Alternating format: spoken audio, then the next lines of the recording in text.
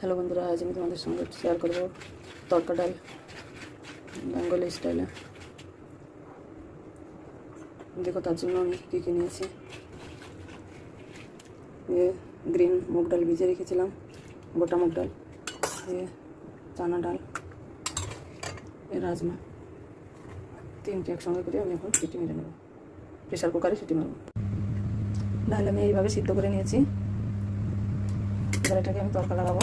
আদা রসুন এরকমভাবে করে নিয়েছি, আদা পেস্ট করে নিয়ে ওদের দুটো কাঁচা লঙ্কাও দিয়েছিলাম আদা রসুনের, আর পেঁয়াজ কুচি করে নিয়েছি।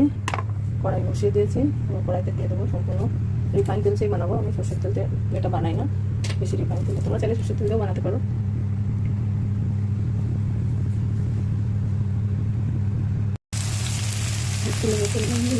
দিয়েছি, তারপরে প্লাস্টিক